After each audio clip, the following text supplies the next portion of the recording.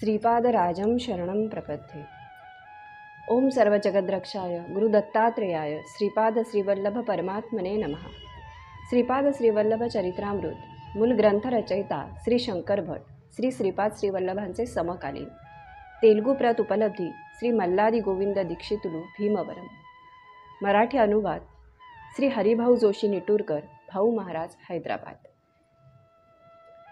आपण श्रीपाद श्रीवल्लभ चरित्रामृत ग्रंथाचं पठण करतोय। आपले 12 अध्याय पूर्ण झालेले आहेत। 13व्या अध्यायात आपण अध्याय पठणापूर्वी नेहमी अध्याय पठणाचा फल बघतो, परंतु आज खास एक गोष्ट सांगण्यासारखी आहे, ती म्हणजे हा अध्याय अतिशय महत्त्वाचा आहे। म्हणजे सगळेच अध्याय तसे महत्त्वाचेच आहेत, पण या अध्यायात श्रीपाद प्रभूंकडून गायत्री मंत्राचा सर्वाक्षर महिमा सांगितला आहे। म्हणजे प्रत्येक अक्षर उच्चारण केल्याने आपल्याला काय मिळतं, काय होतं, हे व्यवस्थित सांगितलेलं आहे। तसंच नवम संख्या विवरण सांगितली आहे। दो चौपाती देव लक्ष्मी या वाक्याचं विवरण सांगितलेलं आहे। गायत्री मंत्राचं विवरण सांगितलं आहे। अष्टम संख्येचं विवरण सांगितलं आहे। आणि सगळ्यात शेवटी अतिशय महत्त्वाचं म्हणजे आपल्याला सगळ्यांना हवं असणारं ती या चरित्रामृत ग्रंथाचं पठण केल्याने काय फळ मिळणार आहे हे सांगितलं आहे। त्यामुळे शेवटपर्यंत व्हिडिओ बघा। नमस्कार, मी मृणाल मनोज गोखले, शिवाय चॅनलवर आपलं मनापासून स्वागत। 13वे अध्याय पठणाचं फळ आहे व्यवसाय वृद्धी पशुवृद्धी। सुरू करूया। श्रीपादराजं शरणं प्रपद्ये। अध्याय 13वा। आनंद शर्मा यांचा वृत्तांत।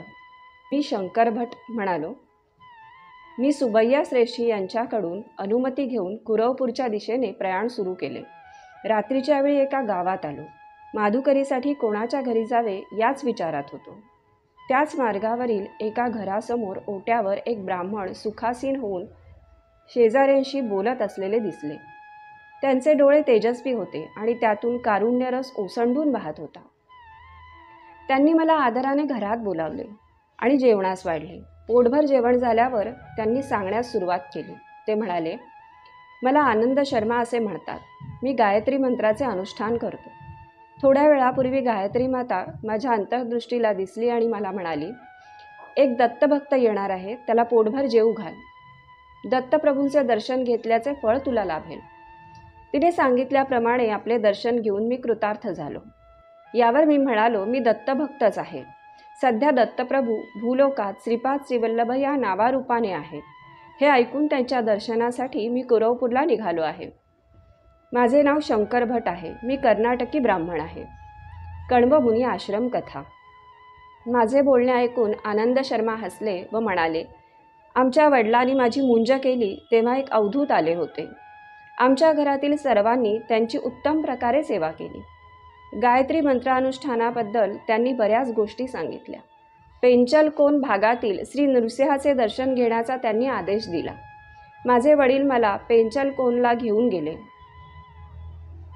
तेथील नृसिंहाचे दर्शन घेतल्यावर ते ध्यानस्थ झाले। ते ध्यान सकाळपासून रात्रीपर्यंत चालू होते। मला भीती वाटली व भूकही लागली होती। कोणी एका अनोळखी गृहस्थाने मला जेवण आणून दिले। तो महात्मा मला घेऊन दुर्गम असलेल्या जंगलातून एका डोंगरातील गुहेत गेला आणि तेथे तो अंतर्धान पावला। त्या गुहेत एक वृद्ध तपस्वी बसलेले होते। त्यांचे डोळे अग्निगोलकाप्रमाणे लाल होते। 101 ऋषी त्यांची सेवा करीत होते। ते वृद्ध तपस्वी स्वतः कण्वमुनी होते। ती त्यांची तपोभूमी असून सेवा करणारे त्यांचे शिष्य होते। ते युवक दिसत असले तरी हजारो वर्षांचे त्यांचे वय आहे। अवधूत रूपातील श्रीदत्त प्रभूंचे दर्शन घडल्यामुळे ते येथे येऊ शकले होते। मला संभ्रम पडून मी आश्चर्यचकित झालो आणि तोंडातून एक शब्दही निघेना। शरीर कापू लागले। तेवढ्यात कण्व महर्षी म्हणाले, सध्या दत्तप्रभू पिठिकापुरमला श्रीपाद श्रीवल्लभांच्या रूपात आहेत। आमच्यावर जरा कृपादृष्टी पडू द्या असे त्यांना कळवा। तुला लवकरच श्रीपाद श्रीवल्लभांच्या पादुकांचे दर्शन होऊ दे असा आशीर्वाद देऊन त्यांनी माझ्या डोक्यावर आपला वरदहस्त ठेवला। मी क्षणभरात वडिलांजवळ आलो। त्यांची समाधी उतरली होती। त्यानंतर आम्ही आमच्या गावी आलो। मला कण्व महर्षींच्या आश्रमात आलेला अनुभव श्री दत्तप्रभूंचा नवा अवतार पिठिकापुरात आहे हे सुद्धा मी माझ्या वडिलांना सांगितले नाही। राजमहेंद्री जवळील पट्टसाचला पुण्यक्षेत्र। काळ चालला होता. कण्व महर्षींच्या आशीर्वादाने मला ध्यानात पादुकांचे दर्शन होत असे. एकदा आमच्या घरी काही नातेवाईक आले. त्यांना पुण्य नदीत स्नान करून पुण्यक्षेत्रांचे दर्शन घेण्याची इच्छा होती. त्या नातेवाईकांनी माझ्या वडिलांना त्यांच्याबरोबर येण्याचा आग्रह केला. तो त्यांनी मान्य केला व मला सुद्धा यात्रेसाठी बरोबर घेतले. राजमहेंद्री हे गोदावरी नदीच्या तीरावरील एक महापुण्य क्षेत्र आहे. राजमहेंद्रीच्या उत्तर दिशेस असलेल्या डोंगरावर काही ऋषी तपस्या करीत होते, तर काही पूर्व दिशेस असलेल्या पर्वतावर तपश्चर्या करीत होते. राजमहेंद्रीपासून थोडे दूर असलेले पट्टसाचला पुण्यक्षेत्र गोदावरीच्या मध्यावर आहे. महाशिवरात्रीच्या या शुभदिनी काही ऋषी पट्टसाचला या क्षेत्री येत, तर काही ऋषी राजमहेंद्रीतील कोटिलिंग क्षेत्रात वेदांचे स्वस्ती वाचन करीत. हे ऋषी परस्पर मध्य भागामधून पूर्वेकडून येत. पश्चिम, उत्तर आणि दक्षिणेकडून येणारे ऋषीगण येदुरुलपल्ली या गावी जमत असत. या येदुरुलपल्ली ग्रामास अगदी जवळ असणाऱ्या मुनिकुडली ग्रामामध्ये विश्राम घेऊन परस्पर चर्चा करीत. माझ्या भाग्याने माझ्या वडिलांबरोबर मी मुनिकुडली ग्रामाचे दर्शन घेऊ शकलो. ही शेवटी श्री दत्तप्रभूंचीच लीला. कलियुगात श्री दत्तात्रेयांचे प्रथम अवतरण श्रीपाद श्रीवल्लभ. तेथे जमलेले ऋषीगण अत्यंत गहन असणारा वेदांत, योगशास्त्र, ज्योतिषशास्त्र यावर चर्चा करीत होते. या चर्चेत भाग घेणारे सर्व महर्षी मुक्तकंठाने श्रीपाद श्रीवल्लभ पीठिकापुरममध्ये अवतरित होऊन कलियुगातील पूर्ण प्रथम दत्तावतार आहेत असे घोषित करीत होते. भौतिक स्वरूपात त्यांचे दर्शन घेण्यासाठी सोय नसणारे ध्यानाच्या प्रक्रियेतून त्यांच्या हृदयामध्येच दर्शन करीत होते. हा अवतार अत्यंत शांतमय असून करुणरसाने परिपूर्ण आहे असे ते म्हणाले. माझे वडील मला पीठिकापुरमला घेऊन गेले. आमच्याबरोबर आलेले पंडितवृंद पादगया तीर्थात स्नान करून कुक्कुटेश्वर मंदिरातील विविध देवतांचे दर्शन घेऊन पूजा करून वेदांचे पठण करून श्री बापनाचार्युलूंच्या घरी जाण्यास निघाले. श्री बापनार्युलू श्री अप्पळराज शर्मा त्या पंडितवृंदाबरोबर वेदस्वस्ती वाचन करून आम्हाला भेटले. ते दृश्य अत्यंत मनोहारी होते. असे दिव्य भव्य दृश्य पाहावयास मिळणे हे सुद्धा पूर्वजन्माचे सुकृतच. श्रीपाद प्रभूंचे दिव्य मंगल स्वरूप वर्णन. आम्हा सर्वांसाठी श्री बापनार्युलूंच्या घरी मेजवानीचा थाट केला होता. त्यावेळी श्रीपादांचे वय 5 वर्षाहून कमीच होते. सुकोमल लहान वयाचा तो दिव्य शिशू अत्यंत तेजोवंत, वर्चस्वी, सुंदर, आजानुबाहू, नेत्रद्वयात अनंत प्रेम करुणा भरून असलेला असा होता, ज्याचे वर्णन करता वेद थकले. तेथे माझ्यासारख्या पामराची काय कथा. मी त्यांच्या श्रीचरणांना स्पर्श करून नमस्कार केला, तेव्हा त्यांनी आपला अभयहस्त माझ्या शिरावर ठेवला. जन्मजन्मांतरापासून माझा अनुग्रह तुझ्यावर आहे. पुढच्या जन्मी व्यंकटय्या या नावाने अवधूत होऊन निरताग्निहोत्री होऊन दुष्काळ पडल्यावर पाऊस पाडण्याचे सामर्थ्य तुला प्राप्त होईल. तसेच सांसारिक लोकांना होणाऱ्या त्रासांचे शमन करण्यास समर्थ होशील, असा श्रीपाद प्रभूंनी आशीर्वाद दिला. मी म्हणालो, श्रीपाद प्रभूंच्या लीला अद्भुत, अगम्य आणि अनाकलनीय आहेत. गायत्री मंत्राच्या साधनेतील रहस्य उलगडून दाखवण्याची कृपा करावी. श्रीपाद प्रभूंकडून गायत्री मंत्र सर्वाक्षर महिमा. आनंद शर्मा म्हणाले, गायत्री शक्ती विश्वव्याप्त आहे. तिच्याशी संबंध स्थापित केला असता सूक्ष्म प्रकृती स्वाधीन होते. तिच्या योगाने भौतिक, मानसिक तसेच आत्म्याशी संबंधित क्षेत्रातील सर्व प्रकारची संपत्ती प्राप्त होऊ शकते. आपल्या शरीरात असंख्य नाड्याचे जाळे पसरले आहेत. यातील काही नाड्या जुळल्या असतात त्यांना ग्रंथी म्हणतात. जपयोगात श्रद्धा, निष्ठा असलेल्या साधकांच्या मंत्रोच्चाराने या ग्रंथी जागृत होऊन त्यातील सुप्त शक्तींचा प्रादुर्भाव होतो. ओम या अक्षराचा उच्चार केला असता मस्तकातील भाग प्रभावित होतो. भू या अक्षराच्या उच्चाराने उजव्या डोळ्यावरील 4 बोटांचा कपाळाचा भाग जागृत होतो. भुवा या उच्चाराने मानवाच्या भ्रुकुटीच्या वरील 3 अंगुलीचा भाग प्रभावित होतो. स्वाहा या अक्षराच्या उच्चाराने डाव्या डोळ्यावरील कपाळाचा 4 अंगुली इतका भाग जागृत होतो. ततच्या उच्चाराने आज्ञाचक्रामध्ये असलेली तापिनी ग्रंथीतील सुप्त असलेली साफल्य शक्ती जागृत होते. सच्या उच्चाराने डाव्या डोळ्यातील सफलता नावाच्या ग्रंथीमध्ये सुप्त रूपाने असलेली पराक्रम शक्ती प्रभावित होते. वीचे उच्चारण केले असता डाव्या डोळ्यामधील विश्वग्रंथीमध्ये स्थित असलेली पालन शक्ती जागृत होते. तू या अक्षराच्या उच्चारणाने डाव्या कानात असलेल्या तुष्टी नावाच्या ग्रंथीतील मंगळकर शक्ती प्रभावित होते व या अक्षराच्या उच्चाराने उजव्या कानात स्थित असलेल्या वरदा ग्रंथीतील योग नावाची शक्ती सिद्ध होते. रेचा उच्चार केला असता नासिकेच्या मुळाशी स्थित असलेल्या रेवती ग्रंथीतील प्रेमशक्तीची जागृती होते. नीच्या उच्चाराने वरील ओठावर असलेल्या सूक्ष्म ग्रंथीतील सुप्त शक्ती धनसंध्य जागृत होते. यम या अक्षराच्या उच्चाराने आपल्या खालच्या ओठावर असलेल्या ज्ञानग्रंथीतील तेजशक्तीची सिद्धी होते. भ या अक्षर समुदायाच्या उच्चारणाने कंठात असलेल्या भगग्रंथीतील रक्षणाशक्ती जागृत होते. गो चा उच्चार केला असता कंठकुपात स्थित असलेल्या गोमती नावाच्या ग्रंथीतील बुद्धिशक्तीची सिद्धी होते. देच्या उच्चाराने डाव्या छातीच्या वरच्या भागात असलेल्या देविका ग्रंथीतील दमनशक्ती प्रभावित होते.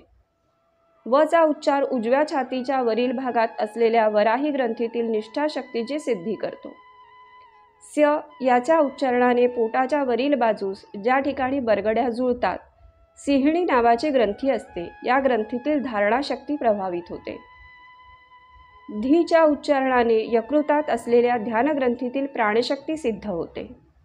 म या अक्षराच्या उच्चाराने आपल्या प्लिहामध्ये असलेल्या मर्यादा ग्रंथीतील संयम शक्तीची जागृती होते. हिच्या उच्चाराने नाभीमधील स्फुट ग्रंथीतील तपोशक्ती सिद्ध होते. धी या अक्षराच्या उच्चारणाने पाठीच्या कण्याच्या खालील भागात असलेल्या मेघा ग्रंथीतील दूरदर्शिता शक्तीची सिद्धी होते. योच्या उच्चारणाने डाव्या भुजेत स्थित असलेल्या योगमाया ग्रंथीतील अंतर्निहित शक्ती जागृत होते. योच्या उच्चारणाने उजव्या भुजेमध्ये स्थित असलेल्या योगिनी ग्रंथीतील उत्पादन शक्ती जागृत होते. न या अक्षराच्या उच्चारणाने उजव्या कोपऱ्यामध्ये असलेल्या धारणी ग्रंथीतील सरसता शक्तीची सिद्धी होते. प्र या अक्षराच्या उच्चारणाने डाव्या कोपऱ्यात असलेल्या प्रभव ग्रंथीतील आदर्श नावाच्या शक्तीची जागृती होते. सो या अक्षराच्या उच्चारणाने उजव्या मनगटात स्थित असलेल्या उष्मा ग्रंथीतील साहस शक्तीची विसिद्धी होते. द या अक्षराच्या उच्चारणाने उजव्या तळहातावर असलेल्या दृश्य नावाच्या ग्रंथीतील विवेक शक्तीची जागृती होते. यात या अक्षरद्वयांच्या उच्चारणाने डाव्या तळहातावरील निरंजन ग्रंथीतील सेवा शक्ती सिद्ध होते. अशा प्रकारे गायत्री मंत्रातील 24 अक्षरांचा 24 ग्रंथी आणि त्यांच्या 24 प्रकारच्या शक्ती यांच्याशी निकटचा संबंध आहे. 9 ही संख्या न बदलणारी असून ब्रह्मतत्वाची सूचक आहे. 8 ही संख्या माया तत्वाला सूचित करणारी आहे. दो चपाती देव लक्ष्मी या वाक्याचे विवरण. श्रीपाद प्रभू त्यांना आवडणाऱ्या घरातून 2 पोळ्या चपात्या स्वीकार करीत असत. ते 2 चपाती देव लक्ष्मी असे म्हणण्याऐवजी 2 चौपाती देव लक्ष्मी असे म्हणत. 2 म्हणजे 2 ही संख्या, चौ म्हणजे 4. पतिदेव या शब्दात जगतप्रभू असलेल्या परमेश्वराची 9 ही संख्या सूचित होते. लक्ष्मी शब्द माया स्वरूप असलेल्या 8 या संख्येची सूचना देते. म्हणून 2, 4, 9, 8 संख्या अद्भुत संख्या मानली जाते. तेच गायत्री स्वरूप आहे, परमात्मा स्वरूप आहे. पराशक्तीसुद्धा तेच आहे हे सुचवण्यासाठी या संख्या श्रीपाद प्रभू या पद्धतीने जोडीत असत. तेव्हा मी म्हणालो, महाराज, मला गायत्री मंत्रातील 24 अक्षरांबद्दल तुम्ही सांगितले, थोडेसे समजले. 9 ही संख्या परमात्मा स्वरूप म्हणता व 8 ही संख्या माया स्वरूपाची म्हणता हे मला तेवढेसे समजले नाही. नवम संख्या विवरण. आनंद शर्मा म्हणाले, अरे शंकर भट्टा, परमात्मा विश्वातीत आहे. तो कोणत्याही परिवर्तनाने बाधित होत नाही. 9 ही संख्या विचित्र आहे. 9ला 1ने भागल्यास 9 येतात. 9ला 2ने गुणल्यास 18 येतात. 1 आणि 8ची बेरीज 9 येते. 9ला 3ने गुणल्यास 27 ही संख्या येते. 2 आणि 7ची बेरीज 9 येते. या प्रकारे कितीही संख्येने गुणले आणि येणाऱ्या संख्येचे आकडे एकत्र केल्यास 9 ही संख्या येते. त्यामुळे 9 ही संख्या ब्रह्मतत्व सुचवते. गायत्री मंत्राचे विवरण. गायत्री मंत्र हा कल्पतरूप्रमाणे आहे. यातील ओंकार भूमीतून वर येणारा कोंब मानला जातो. भगवंत आहेत याचे ज्ञान, परमेश्वरावरील निष्ठा ओंकाराच्या उच्चारणाने येते. हा कोंब 3 शाखांमधून भू, भुवः, स्वः याच्या रूपाने वाढतो. भू आत्मज्ञान मिळवून देण्यास समर्थ आहे. भुव जीव शरीर धारण करतो तेव्हा करायचा कर्मयोग सुचवतो. स्वहा समस्त द्वंद्वाला स्थिरत्व देऊन समाधी स्थिती देण्यास समर्थ करतो. भू या शाखेतून तत्सवितुर्वरेण्यम या उपशाखा उद्भवल्या. शरीरधारकाला जीवाचे ज्ञान करून देण्यास तत् उपयोगी आहे. शक्तीला समुपार्जन करण्यासाठी सवितू याचे सहकार्य होते. वरेण्यम मानवाला जंतू स्थितीतून दिव्य स्थितीत जाण्यास सहकारी होते. भुवा या शाखेतून भर्गो देवस्य धीमहि या 3 उपशाखा उत्पन्न झाल्या आहेत. भर्गो निर्मलत्व वाढवते. देवस्य देवतांनाच केवळ साध्य असलेली दिव्यदृष्टी मिळवून देतो. धीमहीने सद्गुणांची वृद्धी होते. स्वहा यातून धियोमुळे विवेक, योनहमुळे संयम, प्रचोदयातमुळे समस्त जीवसृष्टीचा सेवाभाव वाढीस लागतो. याकरिता गायत्री कल्पवृक्षाच्या 3 शाखा आहेत. प्रत्येक शाखेत 3-3 उपशाखा हे समजले ना. म्हणून 2, 4, 9, 8 ही श्रीपादांची सूचन करणारी संख्या आहे. यातील 9 संख्येचे विवरण तुला सांगितले. अष्टम संख्येचे विवरण. 8 ही संख्या माया स्वरूप आहे. हे अनघा माता तत्व आहे. 8 एकाने गुणले असता 8च येतात. 2ने गुणल्यास 16 येतात. यातील 1 व 6 मिळाल्यास 7 येतात. हे 8 पेक्षा कमी आहेत. 8ला 3ने गुणल्यास 24 ही संख्या येते. यातील 2 आणि 4ची बेरीज केल्यास 6 येतात. हे 7 पेक्षा कमी आहेत. याप्रमाणे सृष्टीतील समस्त जीवराशीमधील शक्ती हरण सामर्थ्य जगन्मातेत आहे. कोणी कितीही मोठा असला तरी त्याला लहान करून दाखवण्याची शक्ती मायेत आहे. श्रीपाद श्रीवल्लभ गायत्री माता स्वरूप आहेत. ते अनघा देवी समवेत श्री दत्त आहेत. त्यांची मनोवाक्कार्य कर्माने आराधना करण्याने सर्व इच्छा पूर्ण होतात. गायत्री मातेमध्ये प्रातःकाळी हंसारूढ असलेली ब्राह्मी शक्ती असते. मध्यान्ह काळात गरुडारूढ असलेली वैष्णवी शक्ती असते. सायंकाली वृषभारूढ असलेली शांभवी शक्ती असते. गायत्री मंत्राची अधिष्ठात्री देवता सविता आहे.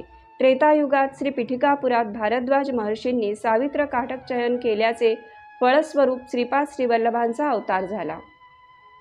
सविता देवता प्रातःकाळी ऋग्वेद रूपात असते, रात्री अथर्ववेद रूपात असते.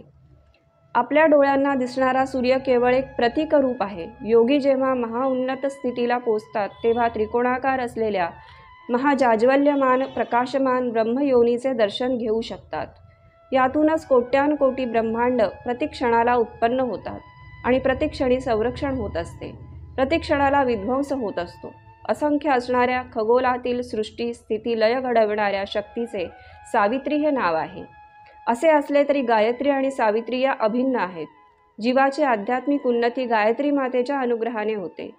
इहलोकातील सर्व सुखोपभोगांचा अनुभव घेण्यासाठी, परलोकातील विमुक्त स्थितीतील दिव्यानंदाचा अनुभव घेण्यासाठी दोहीमध्ये समन्वय होणे आवश्यक आहे. श्रीपादांच्या चरणाश्रितांना इहपरलोक दोन्हीचा लाभ होतो. इतर देवता व श्री दत्तात्रेयांच्या आराधनेमधील फरक हाच आहे. मला आनंद शर्मा महोदयांनी दिलेला सल्ला किती अपूर्व होता. तेव्हा मी म्हणालो, महाराज तुम्ही किती धन्य आहात. श्रीपाद प्रभू जेव्हा नृसिंह सरस्वती अवतार धारण करतील त्यावेळी आपण त्यांचे गुरु होऊन संन्यास दीक्षा प्रदान कराल. त्या जन्मात आपण श्रीकृष्ण सरस्वती या नावाने संन्यास धर्माचे आचरण करीत असणार. यावर आनंद शर्मा म्हणाले, भगवंताचा अवतारच भक्तासाठी असतो. ते मानवरूप धारण करून पृथ्वीवर येऊन आपल्या आदर्श आचारसंपन्न जीवनाने सर्व मानवांना शिकवण देतात. ते स्वतः सर्वज्ञ असले तरी सुद्धा गुरूंचा स्वीकार करून समाजाला गुरूच्या आवश्यकतेचे महत्त्व आपल्या कृतीने समजावून देतात. अवतारी पुरुषांचे गुरु होण्याची क्षमता एखाद्यालाच लाभते. अवतारी पुरुष जन्माला यायचे म्हणजे त्या वंशात पूर्वीच्या 80 पिढ्यांनी पुण्यसंचय केलेला असतो. तसेच अवतारी पुरुषाचे गुरु होणाऱ्या व्यक्तीचा वंश परमपवित्र पुण्यवान असावा लागतो. बापनाचार्युलू आणि सायणाचार्य यांच्या वंशाचे अनेक पिढ्यांपासून संबंध होते. मल्हादीच्या घरी मुलगी झाली तर वाजपेयी याजुलूच्या घराची सून होणार आणि वाजपेयी याजुलूच्या घरी मुलगी झाल्यास मल्हादींची सून होणार असे ते गमतीने म्हणत असत. बापनार्यांची मुलगी सकल सौभाग्यवती सुमती वाजपेयी याजुलूच्या घरी दिली नाही. तिचा विवाह विधिलिखित अगोचर असलेल्या दिव्य घंडीकोटा अप्पळराजू शर्मा यांच्याबरोबर झाला. साक्षात दत्तावतार श्रीपाद श्रीवल्लभांनी त्यांच्या मातेचा रक्तसंबंध असलेल्या वाजपेयी याजुलूचा सुद्धा उद्धार केला. माधवाचार्यांना श्रीपाद प्रभूंबद्दल अति वात्सल्यभाव होता. हेच पुढे विद्यारण्य महर्षी झाले. त्यांचे शिष्य मलयानंद, त्यांचे शिष्य देवतीर्थ, त्यांचे शिष्य यादवेंद्र सरस्वती आणि यादवेंद्र सरस्वतींचे शिष्य श्रीकृष्ण सरस्वती. विद्यारण्य महर्षी आणि कृष्ण सरस्वती यांच्यामध्ये गुरु शिष्यांच्या 3 पिढ्या होतील. श्री विद्यारण्य हेच कृष्ण सरस्वतीच्या रूपाने अवतरित होतील आणि ते श्रीपादांच्या नंतरच्या अवतारातील गुरुपद शोभविणार आहेत. श्रीपाद नित्य सत्य वचन बोलत. त्यांनी उच्चारलेले प्रत्येक वाक्य सत्य होत असे. एकदा सुमती महाराणी श्रीपादांना स्नान घालीत होती. तेवढ्यात व्यंकटपय्या श्रेष्ठी तेथे आले. त्यांना पाहून श्रीपाद म्हणाले, आपले गोत्र मार्कंडेय का? हे ऐकून उत्तर न देता श्रीपादांचे गोड बोलणे ऐकून हसले. वास्तविक पाहता श्रीपादांचे गोत्र भारद्वाज होते. श्रीपादांना वाटले व्यंकटपय्या श्रेष्ठीसुद्धा आपले गोत्रज आहेत. स्नानानंतर सुमती देवींनी गुंडीतील पाणी वाळवून टाकले आणि मार्कंडेयासारखा आयुष्यमान हो असा आशीर्वाद दिला. मार्कंडेयाला 16 वर्षांचे आयुष्य होते. पुढे शिवाच्या आशीर्वादाने तो चिरंजीव झाला. श्रीपाद प्रभू 16 वर्षांपर्यंतच आईवडिलांजवळ राहणार हे वर्म गर्भितपणे सुचवले होते. 16 वर्षानंतर मार्कंडेयाने गृहत्याग केला होता व ते चिरंजीव झाले. श्रीपाद प्रभूसुद्धा 16 वर्षे आईवडिलांकडे राहिले. नंतर जगद्गुरू झाले. नंतर यथाकाली गुप्त झाले. त्यांच्या शरीराला चिरंजीवित्व लाभले. आपण ज्या स्वरूपात श्रीपादांना पाहतो त्याच स्वरूपात अत्री अनुसूयेच्या कुमाराच्या रूपात ते अवतरले होते, असे त्यांनी आपल्या वक्तव्यात अनेक वेळा सांगितले होते. श्रीपादांचे विविध रूपे. श्रीपाद प्रभू त्यांच्या योगशक्तीला बहिर्मुख करून स्त्रीरूपात दर्शन देत असत. तसेच त्यांच्या योगशक्तीचे दर्शनसुद्धा आपल्या साधकांना देत असत. ते किती अपूर्व होते. कुंडलिनी शक्ती अशी बहिर्मुख केवळ दत्तात्रय भगवानच करू शकत. 16 वर्षांच्या वयाचे असतानाचे नवयौवन दंपती रूप श्रीपाद प्रभूंनी त्यांच्या मातापिता नरसिंहवर्मा पतिपत्नी, बापनार्युलू राजमांबा, व्यंकटपय्या श्रेष्ठी दाम्पत्य या सर्वांना आपल्या अद्भुत लीलाशक्तीचे स्वरूप दाखवले. श्रीपादांच्या 16व्या वर्षी त्यांचा विवाह करावा अशी त्यांच्या मातापित्यांची फार इच्छा होती, परंतु त्यांची निराशाच झाली. श्रीपादांनी सुमती मातेस अवधूत रूपात दर्शन दिले होते तेव्हा सांगितले होते, माते तुझा मुलगा 16 वर्षांचा होईपर्यंत तुझ्याजवळ राहील. त्याचा विवाहाचा संकल्प केला तर तो ऐकणार नाही, गृहत्याग करून निघून जाईल. त्यासाठी त्याच्या मनाप्रमाणे वागावे. श्री अनघादत्त हे आदी दाम्पत्य आहेत. त्यांना जन्म मरण नाही.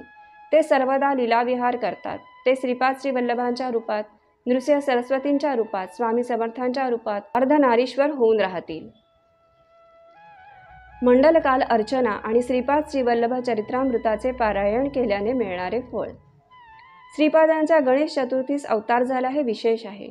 लाभ हा गणेशाचा पुत्र एका युगात लाभाद महर्षी या नावाने नावाजला होता. तो श्रीकृष्ण अवतारात नंद या रूपात जन्मास आला. श्री वासवी माता या भूमीवर भास्कराचार्य या नावाने अवतरल्या. लाभ श्रीपाद श्रीवल्लभांच्या अवतार कालात त्यांचे आजोबांच्या स्वरूपात जन्मास आले होते. आपल्या तत्वामध्ये विघ्न विनाशक तत्व स्थिर करून श्रीपाद प्रभू अवतरले.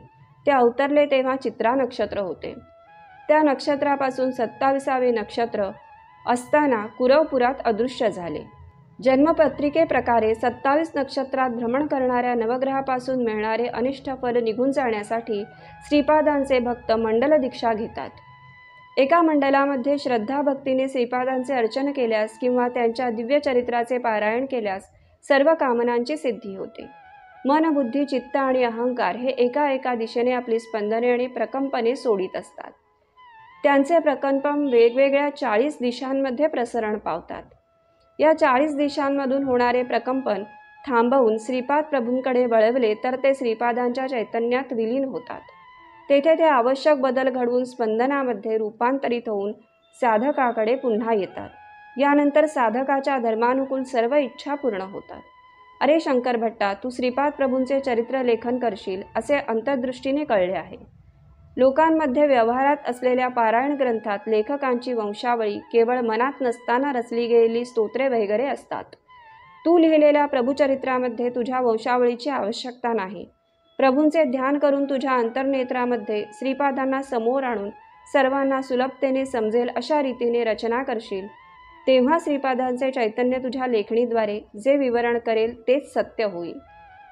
या प्रकारे स्फूर्तीने लिहिलेला ग्रंथ किंवा उच्चारलेले मंत्र छंदोबद्ध करण्याची आवश्यकता नाही.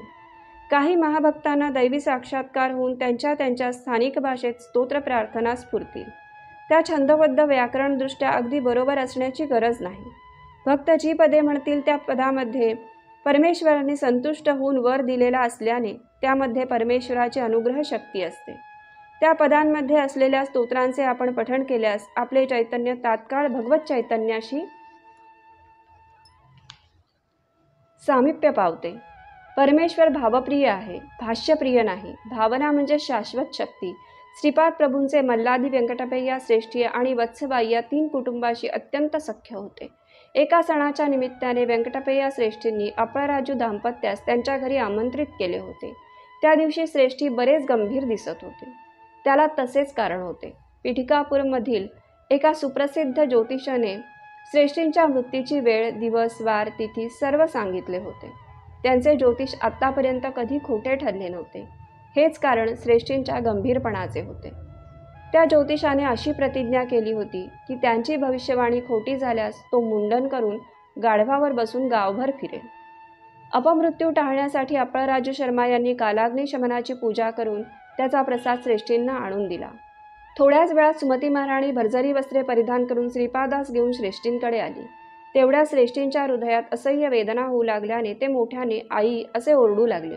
सुमती त्यांच्याकडे धावतच गेली. त्या दिव्य मंगल स्वरूपाला साध्वीने आपल्या दिव्य श्रीहस्ताने श्रेष्ठींच्या हृदयावर स्पर्श केला. त्याचवेळी श्रीपाद जा असे जोरात ओरडले. श्रेष्ठींच्या घरात एक बैल होता. त्याने तडफडून काही क्षणातच आपले प्राण सोडले आणि श्रेष्ठी वाचले. ही बातमी कळताच तो ज्योतिषी धावतच श्रेष्ठींच्या घरी आला. आपली भविष्यवाणी चुकल्याची त्याला खंत वाटली. श्रीपाद त्या ज्योतिषाला म्हणाले, तू ज्योतिषाचा खूप अभ्यास केला आहेस, परंतु सर्व ज्योतींची ज्योती मी असताना श्रेष्ठींना मृत्यूभय कसले? तू शिरोमुंडन करून गाढवावरून फिरायची गरज नाही. तुला पश्चाताप झाला हेच पुरे. तुझे वडील जिवंत असताना त्यांनी श्रेष्ठींकडून कर्ज घेतले होते. ते परत न करता खोटेच गायत्रीची शपथ घेऊन सांगितले की त्यांनी ते परत केले. या पापामुळे त्यांना श्रेष्ठींच्या घरी बैलाचा जन्म घ्यावा लागला. हीन योनीत असलेल्या तुझ्या वडिलांना उत्तम जन्माचा प्रसाद दिला. श्रेष्ठींच्या अपमृत्यूचे कर्मफल बैलाकडे वळवले. तू या बैलाचा दाह संस्कार करून अन्नदान कर. तुझ्या वडिलांचे वाईट कर्मफल नष्ट होऊन उत्तम गती प्राप्त होईल. श्रीपादांच्या सांगण्यानुसार त्या ज्योतिषाने केले. श्रीपाद प्रभू अनेक प्रकारे प्राणरक्षण करू शकतात. श्रीपाद योगसंपन्न अवतार आहेत. त्यांना काहीच असाध्य नाही. उच्छ्वास निश्वासाच्या गतीचे विच्छेदन केल्याने मुक्ती प्राप्त करून घेणे सोपे आहे. क्रियायोगी ज्यांची प्राणशक्ती आज्ञा विशुद्ध अनाहत मणिपूर स्वाधिष्ठान मूलाधार चक्रात फिरवून वरून खाली खालून वर परिभ्रमण करतात. एका क्रियेला लागणारा वेळ 1 वर्षामध्ये साधारण होणाऱ्या आध्यात्मिक विकासा एवढा असतो. रात्र दिवसाच्या 1/3 वेळात 1000 क्रिया झाल्या तर केवळ 3 वर्षात सहजतेने प्रकृतीद्वारा 10 लाख वर्षात होणारा परिणाम दिसून येतो. आनंद शर्माच्या चांगल्या गोष्टी ऐकून मला खूप माहिती मिळाली. सकाळचे आन्हिक आटोपून श्री आनंद शर्मांचा निरोप घेऊन श्रीपाद श्रीवल्लभांच्या दर्शनासाठी पुरवपूरकडे निघालो. श्रीपाद श्रीवल्लभांचा जय जयकार असो.